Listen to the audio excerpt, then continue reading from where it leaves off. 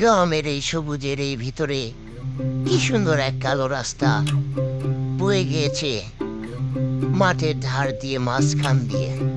আহা, কি দারুণ সুন্দর লাগতেছে মাঠের সবুজ গাছপালা। গ্রাম ছাড়া ওই রাত